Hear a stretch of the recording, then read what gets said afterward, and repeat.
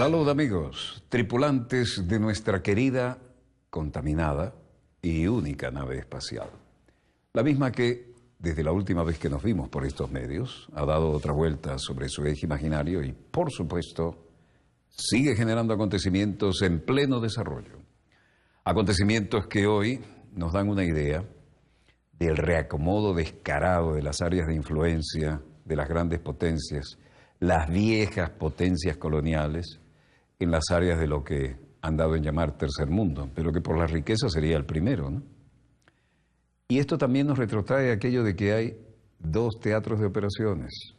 La realidad del teatro de operaciones en el terreno, sea esta una crisis militar, política o económica, porque todos los nuevos ejecutivos se consideran generales de la estrategia también, ¿no? Y aplican métodos de viejos estrategas militares. Las grandes guerras entre los consorcios económicos no escapan a esas reglas. Y todo aquel que se considera un gran capitán de empresa también juega a ser a su manera un general en los conglomerados, en la lucha dura por la competencia. Pero en lo que es los terrenos de lo que eran considerados las áreas del tercer mundo, las viejas potencias siguen intentando adueñarse al menos económica, si no políticamente, de las riquezas que contienen. Y uno encuentra conflictos que uno dice, ¿qué justificó esto? ¿De dónde arranca esto? ¿De dónde viene este conflicto? Y uno, tristemente célebre, de los países de la hermana África, tiene que ver con Uganda, ¿no? Aquella Uganda que tantas noticias generó en muchos tiempos. Y en cuanto a hablar de los dos teatros de operaciones, ¿no? La crisis real, sea militar, política o político-militar, o como la quieran ver, y lo que se refleja en esto, los medios, porque el manejo de la opinión es un arma fundamental en este momento.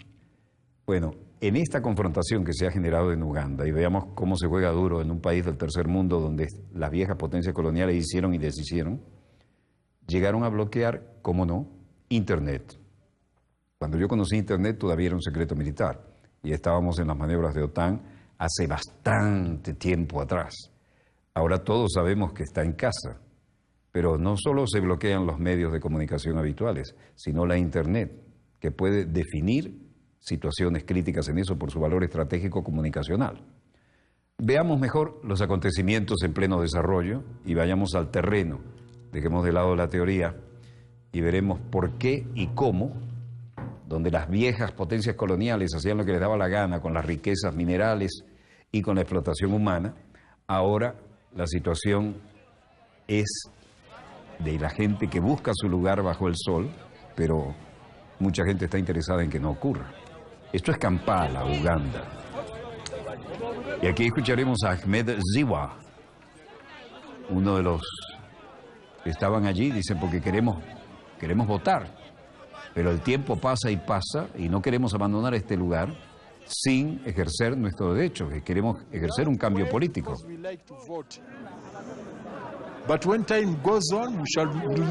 Tenemos que esperar porque nos gustaría votar, pero cuando pasa el tiempo vamos a dejar el lugar y luego salir para que cambien, no, al menos que cambien el día, que nos den otro día. Pero hoy en día esto no está bien, no es justo. Miren las filas que hay y queremos votar. Otro participante, Edward Kukan, de la Unión Europea, jefe observador electoral en Uganda, también daba su declaración. Las viejas potencias europeas hicieron lo que les dio la gana en el viejo continente africano, lo explotaron hasta donde pudieron, luego vinieron las nuevas naciones, y los ugandeses, como representantes de las nuevas generaciones, quieren hacer valer su derecho. Edward Kukan, de la Unión Europea, como jefe observador electoral en Uganda, dice: hay varios centros de votación que todavía están cerrados. Los funcionarios electorales no están allí y esto es muy preocupante. No puedo predecir que las comisiones electorales van a actuar bien, si van a abrir más tarde o cómo van a manejarse sin ella. Sin embargo, estos casos son muy preocupantes, ya que cada ciudadano de Uganda tiene el derecho del voto y quiere usarlo y se les impide por este tipo de métodos. Entonces, habría que criticar porque significaría que lograron que la organización de las elecciones perdiera su sentido. Aquí, ahora no lo dice él, ¿no? Lo decimos nosotros. Hay fuerzas oscuras, no olvidemos la cantidad de minerales estratégicos que hay en esos países y cómo antes manejaban como les daba la gana las potencias coloniales cuando se retiraron. Ahora los ugandeses votan para elegir el próximo presidente en una jornada marcada por la tensión y el bloqueo del acceso incluso a las redes sociales, medios de comunicación descontrolados, pero también Internet. Aunque la mayoría de los colegios abrieron sus puertas a las 7 de la mañana, en algunos centros se registraron retrasos muy importantes e incluso falta de papeletas y urnas que provocaron violentas protestas. En la región de Elgon, al oeste, se vivieron momentos de tensión cuando decenas de votantes protestaron tras buscar las papeletas para votar los candidatos parlamentarios o porque las papeletas ya estaban marcados para algunos candidatos según los medios locales. En el sur, en Muñoño, la policía utilizó gas lacrimógeno para disolver a los ciudadanos que protestaban, para disolver a las manifestaciones de los ciudadanos. Hay que ver cómo redactó este cable una castiza agenda que no voy a nombrar. Por el retraso de las papeletas, todavía no habían llegado a su colegio electoral por la tarde. La comisión electoral pidió paciencia a los ugandeses, se disculpó por estos incidentes que han obligado a prolongar las votaciones durante horas y horas, e incluso suspenderlas hasta mañana en algunas zonas. Clima de tensión. La oposición, Kizza Besigye, ¿no están interesados en saber por qué estamos aquí? Este es nuestro país. No podemos pagar policías que se dedican a actividades como esta, que no defienden los derechos, que tienen que ver con las papeletas de votación, con el operativo de seguridad. El equipo policial está allí actuando de una manera ilegal y esto tiene que parar. Si Museveni no quiere elecciones, no tiene que llamar a cualquiera. Tiene que llamar a elecciones y dejar que sea una verdadera elección, porque el dinero del país, miles de millones, está organizando una elección y quieren publicar sus propios resultados. Dictadores de todo el mundo hacen lo mismo. Esta es la regla para ser expulsados o para que se mueran. Ellos no tienen por qué molestar a la gente. La gente quiere votar y nosotros hemos madurado políticamente. Y otros de ellos decían, miren, lo que nos faltan allí son equipos de represión, estilo primer mundo, ¿no? Otro líder de la oposición decía, arrestarme a mí, ¿por qué? Me están arrestando y me dan mi casa por prisión justamente el día de las elecciones. Caos en las presidenciales de Uganda con el breve arresto de un candidato al que acabamos de mencionar. Los comicios en el que el actual mandatario Yoweri Museveni está en el poder desde hace 30 años, se presenta como favorito frente a una oposición dividida y estuvieron marcados por importantes irregularidades. Mientras tanto, en Kampala, las cosas no estaban mejor, pero había evidencia de fuerzas paramilitares. La policía de Kampala usó gases lacrimógenos y balas de goma para dispersar las manifestaciones de los votantes enojados. La policía de Kampala, según un observador electoral internacional, no ha actuado como se esperaba. Llamó este observador a denunciar retrasos preocupantes, mientras que el principal partido de la oposición estaba deliberando y destinados a favorecer al presidente Yoweri Museveni. Incluso al mediodía, 5 horas después de la votación había comenzado, algunos centros de votación en la capital, entre ellos uno muy importante, todavía 5 horas después, al mediodía, no había recibido las papeletas de votación. Museveni se enfrenta a un fuerte desafío de Kizza Besigye, quien ha llamado dictador a Museveni y dijo que el voto será libre y justo y acabará con la permanencia en el gobierno de Museveni. A todo esto parece ser la provincia de Alepo, en Siria, dicen las informaciones que acabamos de recibir. Un combatiente que evita dar su nombre, dice que son imágenes de la escalada de los combates y la situación irregular en todos los aspectos y donde el bloqueo informativo no da precisamente una información muy confiable de lo que está ocurriendo en el teatro de operaciones. Hemos venido aquí de Hama, los combatientes de Jabhat al-Nusra, para apoyar a nuestros hermanos de las provincias del norte y del sur de Alepo. Y estamos aquí para ayudar a enfrentar este ataque brutal perpetrado, ellos dicen, por los rusos y los perros chiitas. Decimos a ellos, los perros, que vinieron por su propia voluntad. Pero si Dios quiere, se le va a dar vuelta a nuestra voluntad y usted verá lo que va a pasar aquí. Dios es grande, Allahu Akbar. La hambruna es tal que cuando hay granos en el suelo, los juntan. Y las Naciones Unidas tratan de hacer lo posible para poder hacer frente a las necesidades.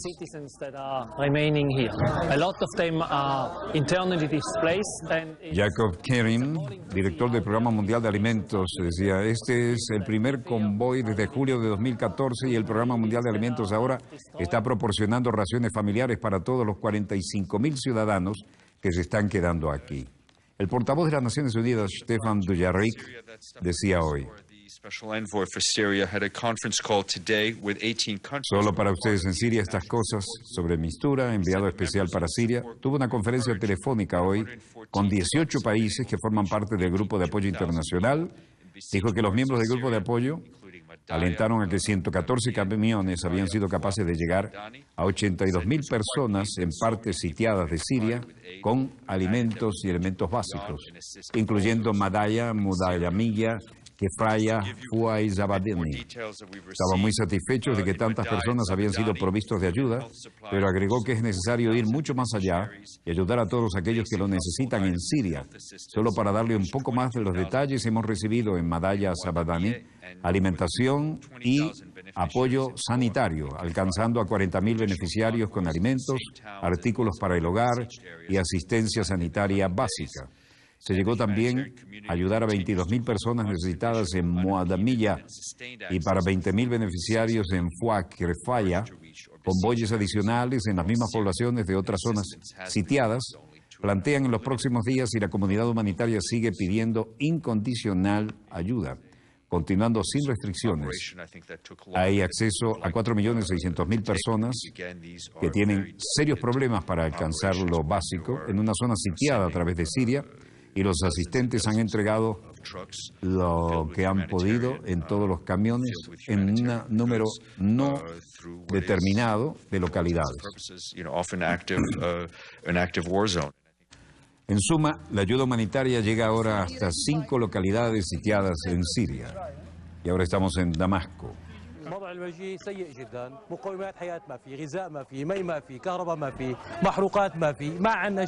Todo el mundo da declaraciones sobre el drama que está viviendo este país que funcionaba muy bien y que tenía un estándar de vida nada despreciable, hasta que decidieron los que manejan la geopolítica ir contra el presidente Assad. El último control militar del ejército sirio antes de Mudayamiyya, en Malek. Observa la llegada de los camiones con el sello de la Unión Europea y la media luna roja. Esto es lo único que puede paliar ahora la situación de verdadera emergencia en la que están viviendo. Stefan de Mistura se hizo presente en la capital y dio algunas declaraciones. El enviado especial de las Naciones Unidas para Siria, aquí lo vemos, dialogando a su llegada, dice que está satisfecho con la entrega de la ayuda, pero que falta mucho por hacer. Lo que acabamos de ver no era como para estar muy satisfechos. La gente juntando granos en el suelo de los que se habían caído, de los que llevaban en las bolsas. Aquí tengo que decir que fue una prueba difícil para las Naciones Unidas mostrar que podían hacerlo, llegar con esta ayuda, para el gobierno y para la oposición armada. Pero hasta ahora estamos muy satisfechos con el hecho de que hemos sido capaces de llegar con ayuda a 82.000 personas y esto ha funcionado. Ahora, por supuesto, debemos ir más allá de eso. Hay que ir mucho más allá a fin de ser capaz de llegar a todos los necesitados en Siria, que podrá ser sitiada por la necesidad y deben ser auxiliados. Por eso, la idea también es que en Deir al-Zor se ha convertido esto en una propuesta muy concreta. Queremos trabajar sobre ella, pero no solo allí, incluso en Alepo, aunque de hecho en Daraa y en el este de Guta y muchos otros lugares, incluyendo Crefaya y Al-Fua, Todas las personas se encuentran con gran necesidad de ayuda. Creo que podremos trabajar también en esto. Ahora, el enviado especial para Siria, Stefan de Mistura, confirma que han podido llegar con ayuda a 82.000 personas, pero alrededor de 100 camiones con la Media Luna Roja, el equivalente a la Cruz Roja, entraron en 5 zonas sitiadas en Siria para entregar alimentos y medicinas de los que está muy necesitada la población civil. Era un país que funcionaba muy bien hasta que le metieron la mano. Definitivamente insistimos en nuestra tesis. Están tratando de cambiar la geopolítica del Medio Oriente a la medida de algunas potencias. Moscú respondía hoy a través de la vocera María Zaharova, del ministro de Relaciones Exteriores. Desafortunadamente seguimos viendo y leyendo declaraciones extrañas e inadecuadas realizadas por autoridades turcas que aumentan en lugar de disminuir la retórica de hostilidad. Lo que quiero decir es los intentos de desacreditar a Rusia en su lucha contra el Estado Islámico para lograr la solución de la crisis de Siria. No hay necesidad de que se llegue a ese extremo. Todos han visto, las afirmaciones hechas por los dirigentes turcos son ataques propagandísticos. No es suficiente decir que no son ciertas, ligeramente hablar de esta manera y decir que todo es mentira y que Rusia y que la Fuerza Aérea participan en la destrucción selectiva de la población civil en Siria, escuelas y hospitales sirios. Todo esto es una mentira gigantesca, afirma Moscú. И, конечно, абсолютно неприемлемыми являются заявления турецких офицеров. Las declaraciones hechas por las autoridades turcas en Rusia, el secreto, es compatible con el ISIS, es absolutamente inaceptable. Señor Davutoglu, ¿es real o simplemente una broma? Si se trata de una broma, entonces creo que todo el mundo, y Turquía en particular, debería dedicar más tiempo, no a la ironía y al sarcasmo, sino a las actividades de lucha verdadera contra el terrorismo. Por lo menos creemos que esto es lo que la gente turca espera que haga, señor Davutoglu. Directo ataque de la Cancillería, ¿no? Pero no lo hace el canciller, sino la vocera como corresponde. Me gustaría decir una vez más que, como de costumbre, no hay pruebas, ni directas ni indirectas, que indicaran que la Fuerza Aérea rusa participó en los actos que conducen a la destrucción de estos hospitales, como nos acusan. Y lo que es más, cuando se le preguntó directamente, todas nuestras colegas extranjeros, se refiere a los periodistas, dicen que no tienen ninguna evidencia directa que indique ninguna participación de Rusia en la destrucción de la infraestructura, y menos de este tipo. Es decir, estamos, esto lo decimos nosotros, ¿no?, en plena guerra de comunicados, como el teatro de operaciones paralelo o alternativo al teatro real. El Ministerio Ruso de Exteriores niega intervención en Siria de tipo ilegal. Ankara, Turquía. Aquí Tayyip Erdogan, el presidente, hizo una visita a un hospital donde hay heridos del atentado suicida en el coche bomba en Ankara y estaban siendo tratados. 28 personas, como informáramos oportunamente, murieron el miércoles por la noche cuando el coche cargado de explosivos detonó junto a autobuses militares mientras esperaban en los semáforos. Ese señor no tiene un kipá, tiene una tremenda venda ahí porque tuvo un impacto en la cabeza. La explosión ocurrió cerca de lugares importantes, edificios del Parlamento y del Gobierno, de las Fuerzas Armadas de Turquía, en el corazón administrativo de la propia Ankara. El primer ministro Ahmet Davutoglu ha nombrado al atacante suicida como Salih Nekar, nacido en 1992 y de la región del norte de Siria, Hazakah, y dijo que era un miembro de la milicia kurda de Siria, el YPG.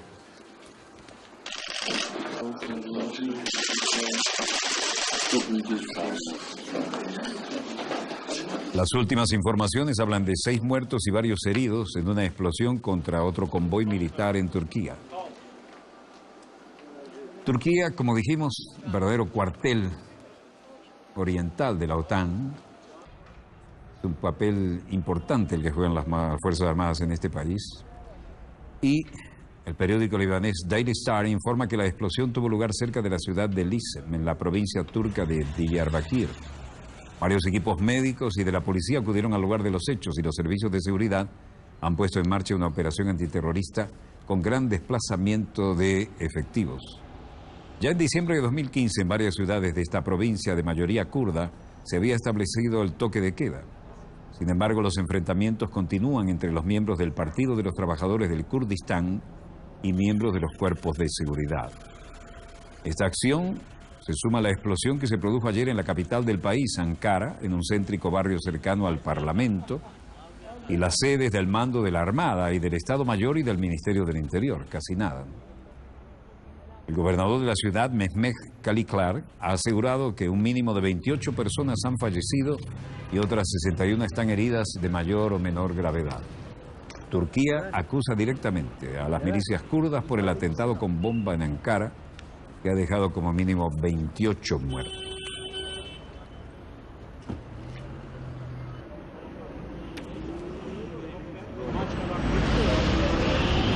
Las autoridades informaron que 14 personas ya han sido arrestadas en conexión con estos ataques. Las movilizaciones son intensas y todo elemento de prueba es llevado a los laboratorios. Tanto el primer ministro como el presidente, ¿ven? Recep Tayyip Erdogan, cancela viajes que tenían planificado para el extranjero. Y el ataque ocurre en el momento en que Turquía se ha implicado más en el conflicto de Siria, mientras intenta contener una escalada de violencia al sur del país, en zonas habitadas mayormente por la población kurda. Durante el último año, Turquía ha sufrido una serie de ataques con explosivos que han sido mayormente atribuidos al autodenominado Estado Islámico. Y este mismo jueves, una nueva bomba contra otro convoy militar en el sureste del país dejó al menos 6 soldados muertos. Controles y más controles por todas partes. Ya en enero del 2016, un ataque suicida en Estambul, atribuido al autodenominado Estado Islámico, causó 10 muertos, principalmente a turistas alemanes.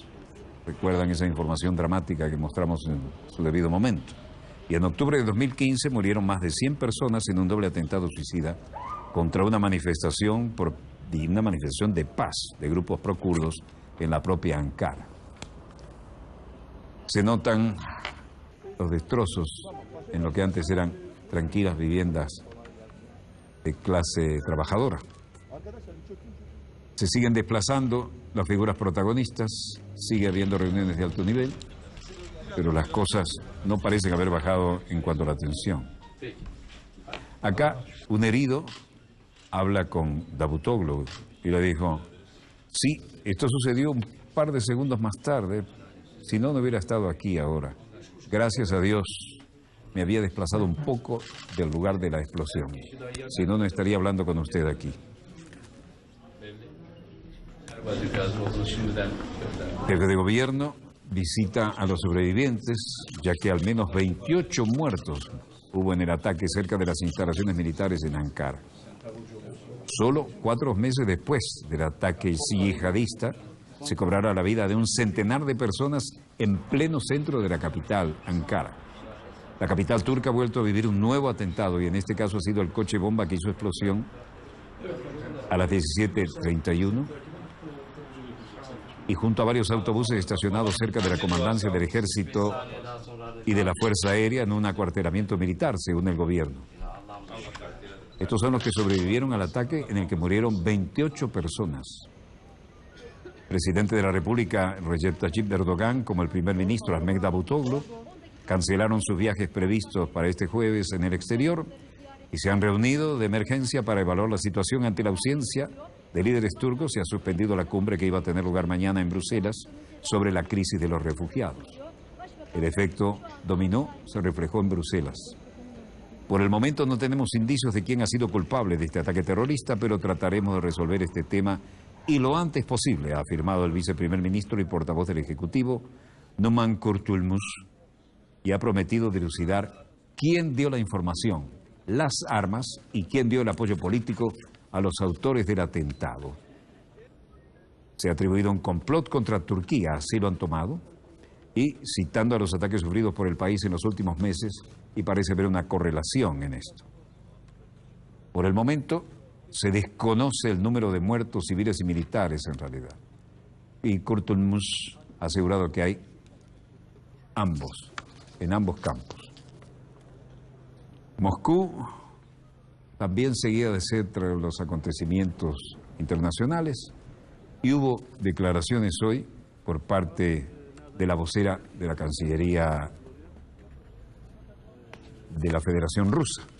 Pero el drama de Turquía, como ven, ha causado impacto emocional en mucha gente y ha dejado la sensación de inseguridad importante en este país, que no están sino en busca de algunos de los sospechosos a los que de alguna manera se considera que podrían llegar a identificar más concretamente en qué lugar se encuentran.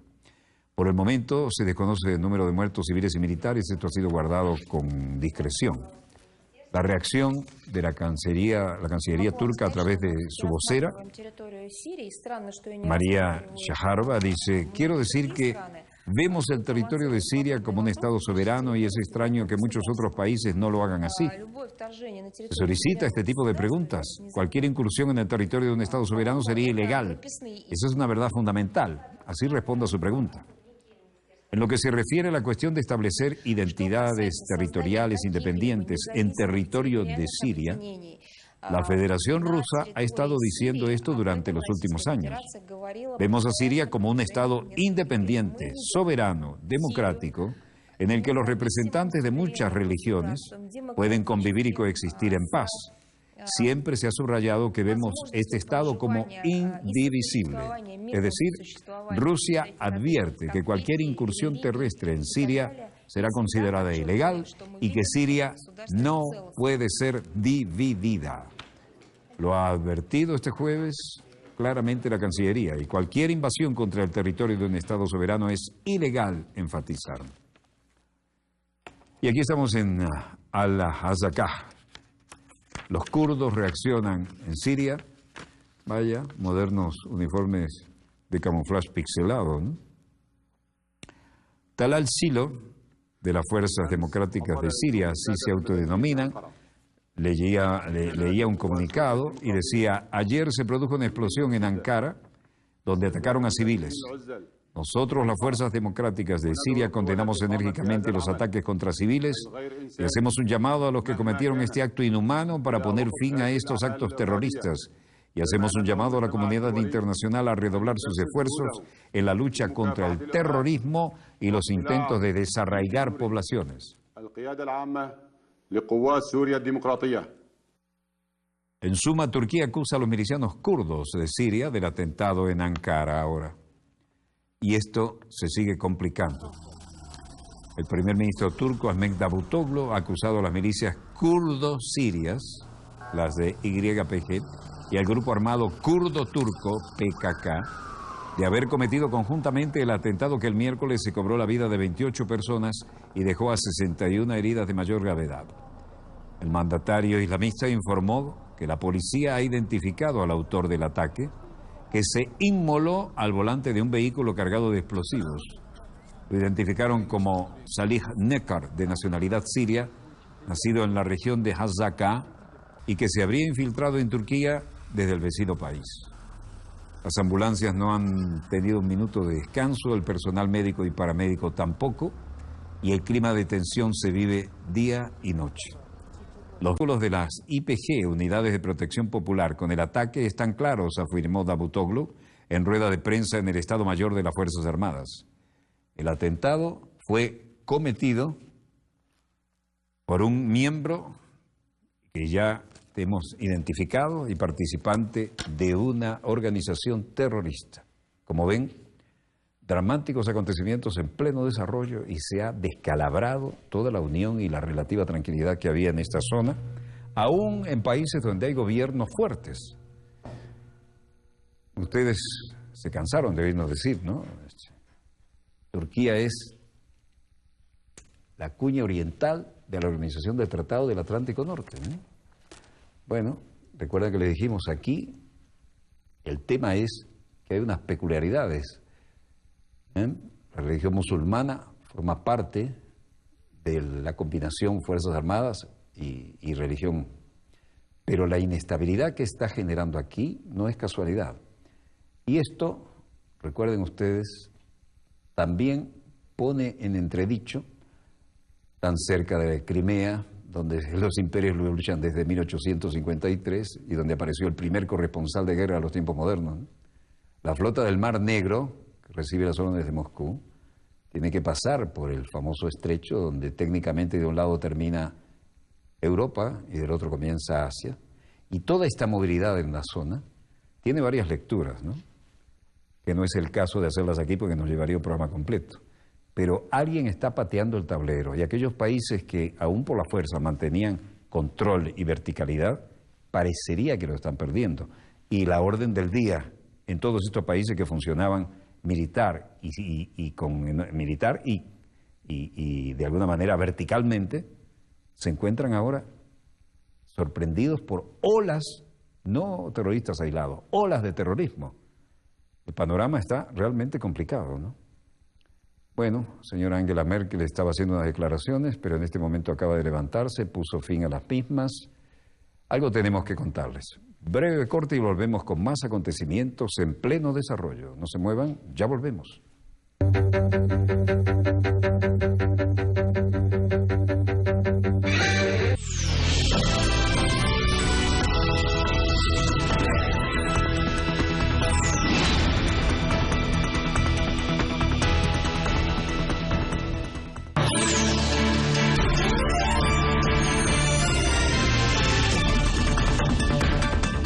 Madrid tiene muchos problemas, pero ahora tiene uno mucho más sensible, porque todos los taxistas de Madrid, aquellos que incluso servían para ir al frente en épocas heroicas, están ahora en una gran protesta, porque compañías transnacionales quieren meterle mano al negocio. Ellos tenían su manera de producir su servicio y su manera de controlarlo, pero las grandes transnacionales han visto allí también algo que interesaba. Y como todos juegan al neoliberalismo, pues toma castañas, ¿no? Vamos a mostrarles cómo se bate el cobre aquí, en la capital del Reino de España, cuando los súbditos que manejan los taxis se encuentran con las delicias del neoliberalismo, con lo que ellos llaman competencia desleal. Es la realidad contundente. Pero veamos cómo está Madrid. Mucho humo por ahí, ¿eh? ¿Qué ha pasado? ¿Se sublevan los taximetristas o qué? Veamos los acontecimientos en pleno desarrollo.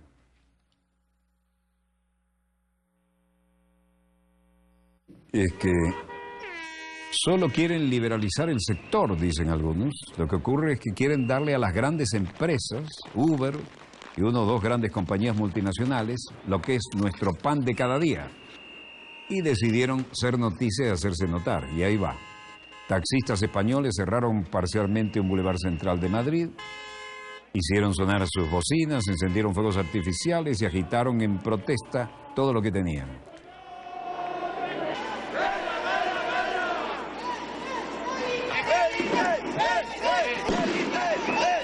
Uber y servicios similares frente a las protestas en todo el mundo por ofrecer que coincida con los propietarios de vehículos privados unos servicios que les afectan. ¿Qué es lo que pasa? Se lo quiere dar a las grandes empresas, a Uber, a las dos o tres multinacionales que se quieren quedar con esto que tenemos nosotros. Nos hace pagar... Hombre, significa que si se liberalizara el sector, pues quedaría en manos de los lobbies de multinacionales todo el sector del transporte. Entonces, claro, llevando a la ruina a más de 70.000 familias que viven del taxi, evidentemente. Así lo diría María del Carmen Navarro. El hecho es que la cosa está ruidosa y no va a parar ahora.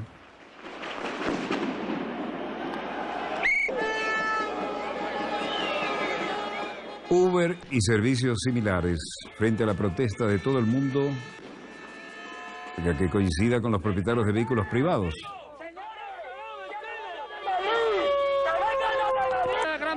Hombre, aquí está trabajando, hombre.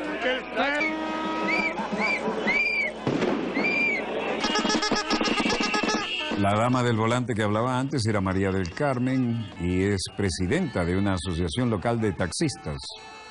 Ahora se les viene encima, entre las maravillas del neoliberalismo de que gozan, la competencia libre y las grandes compañías de transporte quieren hacer lo suyo, aún a costilla de lo que ellos consideraban su plaza controlada.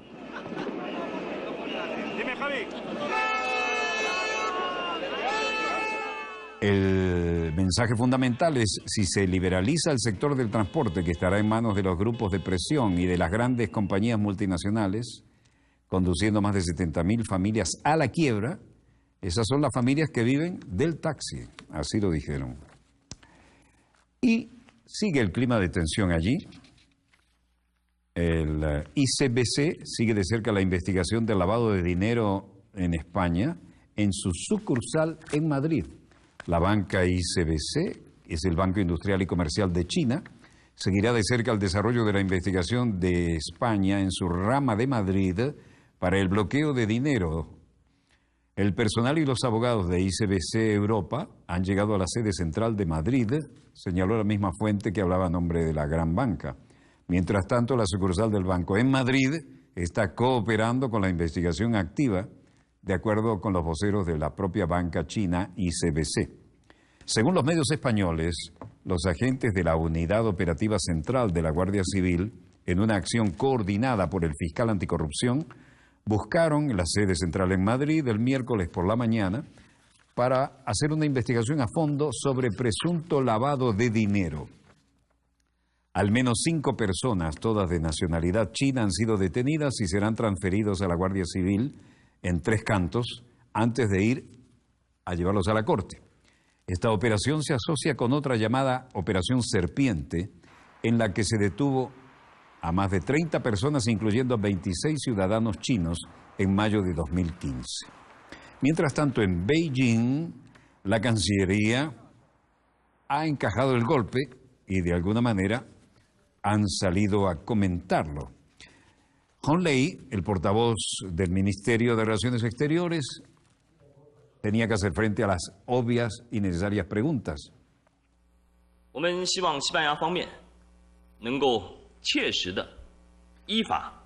Esperamos que España pueda manejar con eficacia el caso relevante con justicia y conforme a la ley, garantizar efectivamente los derechos e intereses de las organizaciones chinas y del personal jurídico, y sinceramente salvaguardar las relaciones entre China y España. Eso fue un lindo tiro por elevación, ¿no? Salvaguardar las relaciones entre China y España. China espera que España pueda manejar la situación de ICBC de una manera justa y conforme a la ley, dijo la Cancillería. Y, en todo caso, en la redada en las oficinas de Madrid de la entidad crediticia china es parte de la investigación sobre supuesto lavado de dinero ilegal. Grandes prestamistas estatales de China han sido perseguidos por acusaciones de conducta impropia, medida que se expande en el extranjero, y la sonda de la ICBC por la policía, la Agencia Tributaria Española y la Europol implica altos funcionarios en fondos ilegales y hablan de un grupo criminal dentro de la banca china, y que el Ministerio del Interior dice que pasa a través del banco y han sido transferidos a China cantidades enormes de dineros. El vocero Hong Lei volvía hoy sobre temas de actualidad. Se refería a las Filipinas. Lo que las Filipinas ha hecho no es más que negar los derechos e intereses de soberanía y derechos marítimos de China en el Mar del Sur de China. Sin embargo, su esquema nunca tendrá éxito. Esperamos que las personas que tengan visiones adecuadas en todo el mundo actúen de acuerdo a la ley.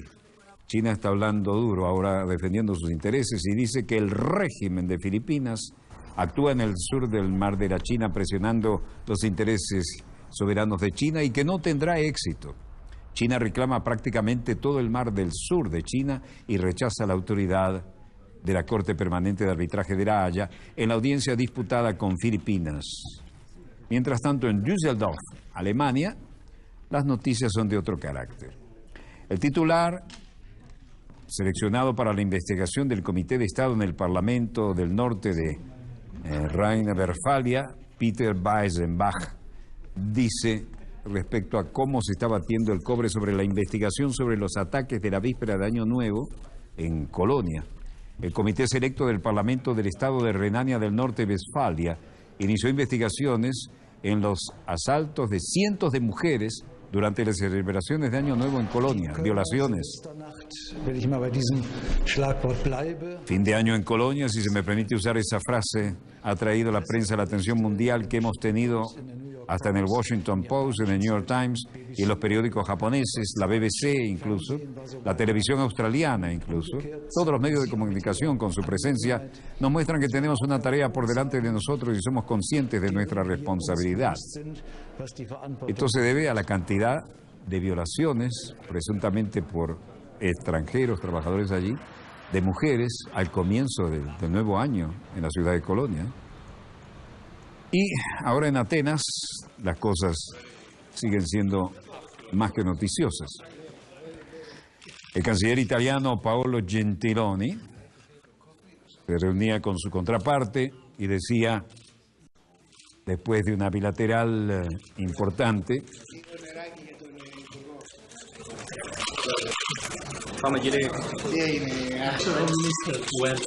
anticipamos que aunque con retraso, Europa se multiplicará en sus compromisos y no aceptará soluciones de los distintos países que causarán consecuencias irreversibles para el conjunto de la Unión Europea y para el Tratado de la Zona Schengen. L'Europa moltiplichi i suoi impegni e che non ci siano decisioni di singoli paesi. Italia insta a la Unión Europea a evitar el colapso evidente, si esto sigue así, de la zona Schengen, en la que pueden viajar todos en medio de ella sin pasaporte, cruzando fronteras con libertad. Rispetto alla modifica del Trattato di Dublino.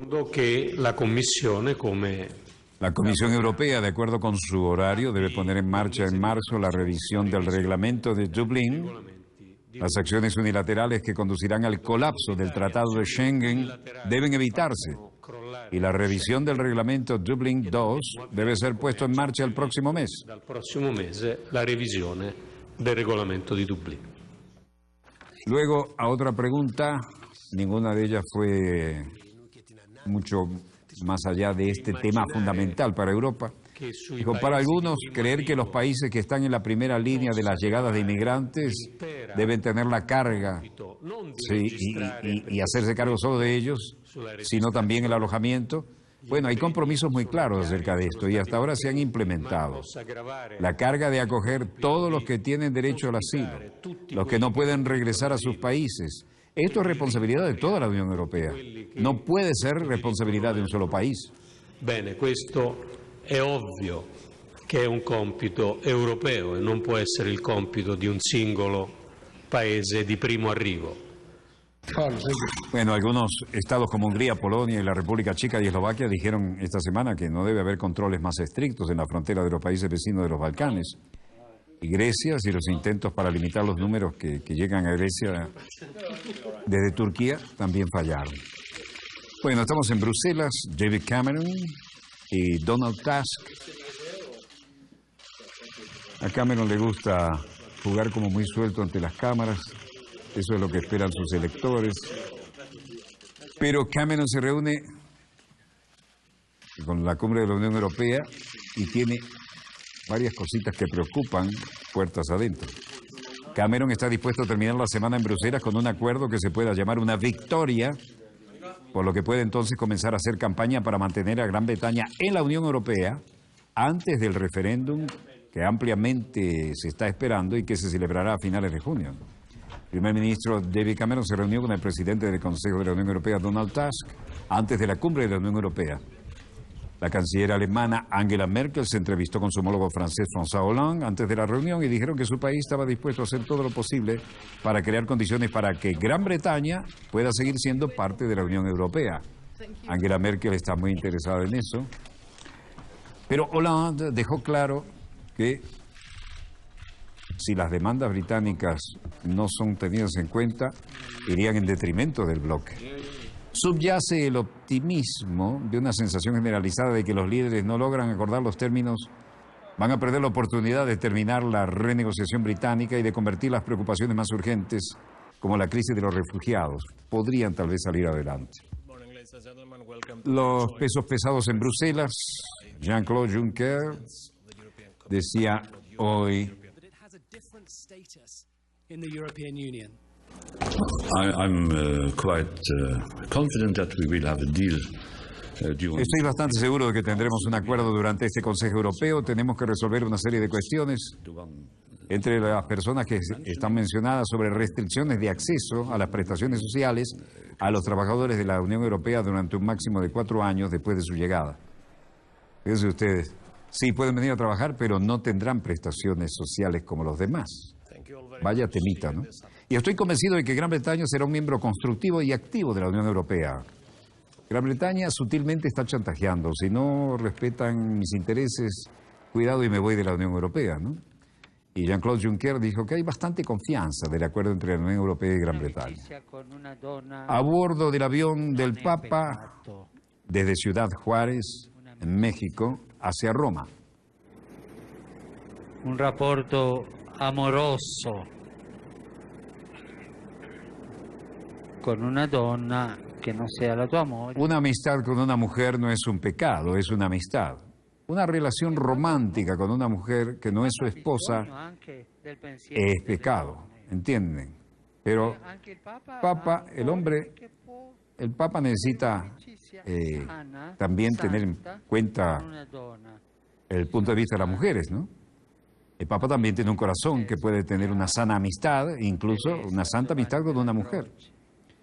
Hay tantos amigos, ¿no? Francisco, Clara, Teresa, Juana de la Cruz, no tuvieron miedo, pero las mujeres todavía están en esta situación extraña. No hemos comprendido el bien que hace la mujer para la vida de un sacerdote y de la Iglesia, en el sentido del consejo, la ayuda y la amistad sana. La vida del prete e della Chiesa, in un senso di consiglio, di aiuto, di sana amicizia. En suma, el Papa dice que la amistad con una mujer no es un pecado. Interesante tema y le entró de frente, en el vuelo de retorno a Roma. Sean católicos que se vuelven a casar, que van a la iglesia, una o dos veces al año, dicen quiero participar en la comunión. Cómo unirse en comunión era un premio, un honor. Trabajar en pro de la integración, todas las puertas están abiertas. Pero no podemos decir de ahora en adelante puedes tener comunión. Esto sería una lesión también al matrimonio. Hay que hacer un camino de integración. Hay que hacer una pareja feliz que utilice una buena expresión. No podemos tener comunión eucarística si no están en comunión. Hay algo más que el Señor les ayudará, pero ese es un camino. Se refería al tema de los que se divorciaron después de haberse casado con la iglesia y volvieron a casarse, ¿no? Una amistad con una mujer no es un pecado, es una amistad. Una relación romántica con una mujer que no es su esposa, eso ya es otra cosa, ¿entienden? Pero el Papa es un hombre, el Papa necesita también la amistad. También tiene un corazón que puede tener una amistad sana, santa con una mujer. Hay ejemplos. Clara, Teresa de la Cruz, Juan de la Cruz.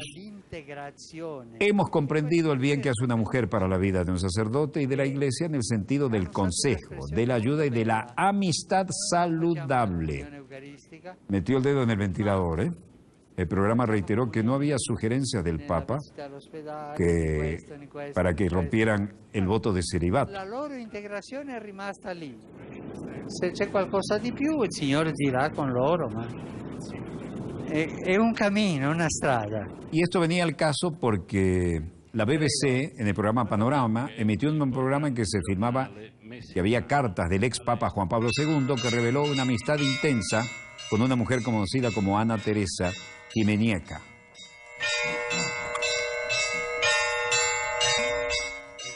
La isla de Waterloo en la Antártica.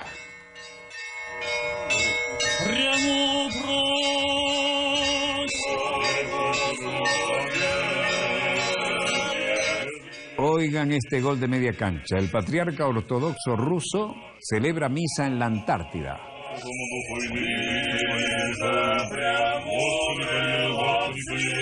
El ortodoxo ruso, patriarca, voló a la estación científica rusa Bellingshausen en la isla de Waterloo de Chile, donde se había envuelto en su gira por varios países de América Latina.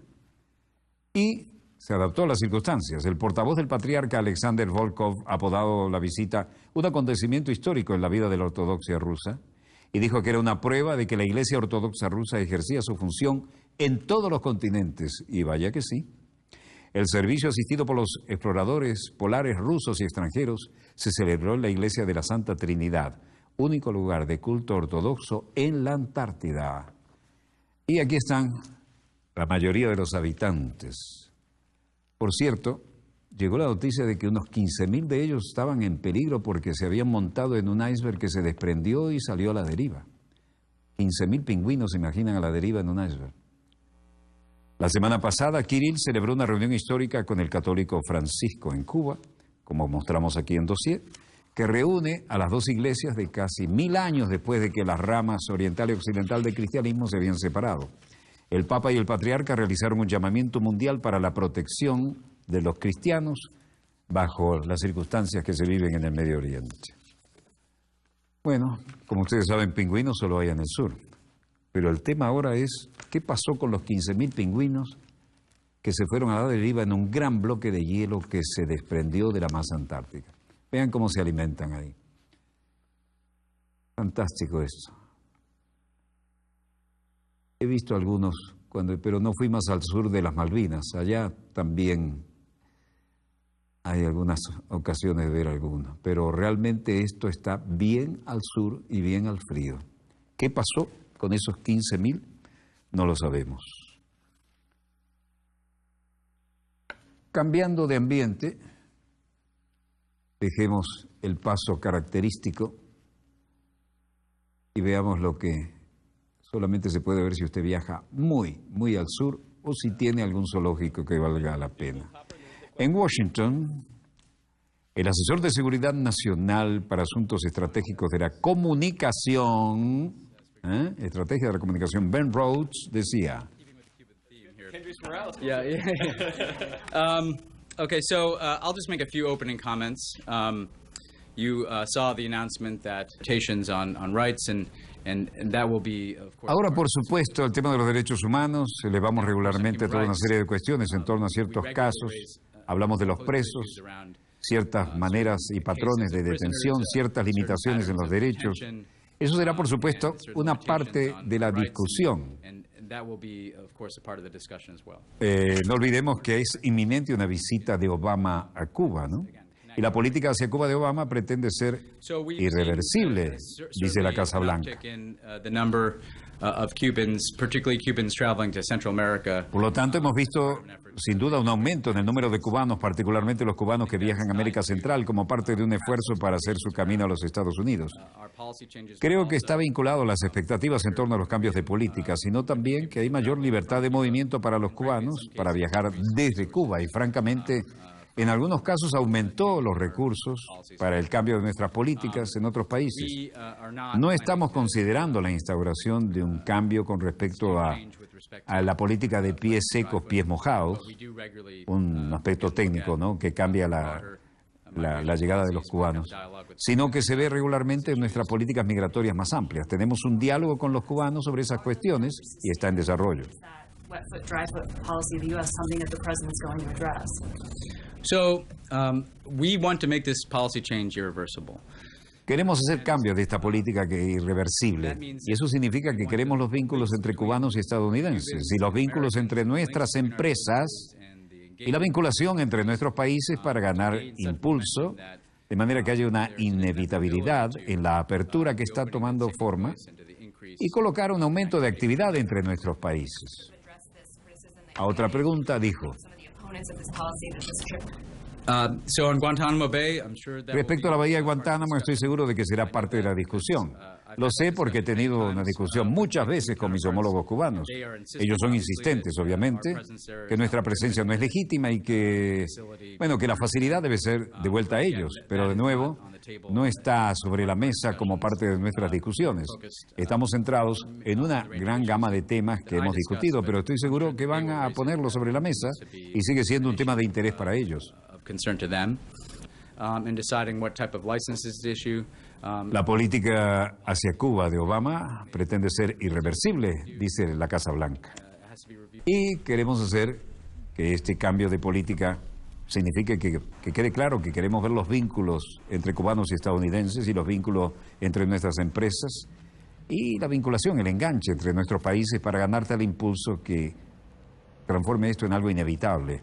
Hay lugar para la apertura, se está dando y hay aumentos de la actividad entre nuestros países. Es motivo de alegría, porque la paz reina en este hemisferio y son dos países que antiguamente tenían una confrontación de más de 50 y pico de años. Y en esta ocasión la visita de un presidente norteamericano a Cuba es motivo de regocijo y de alegría. Y lo decía el pintor cubano Jorge Félix. Y un traductor en Cuba, Marielis Morales, también era entrevistada por las agencias internacionales. Los cubanos esperan ansiosamente la inminente visita de Obama, al parecer. Ojalá vaya por lo más sagrado que tenemos, puedan entenderse ambos presidentes y que felizmente entonces aquí en Cuba podemos tener unas buenas relaciones que no afecten a ninguno de los dos países bien.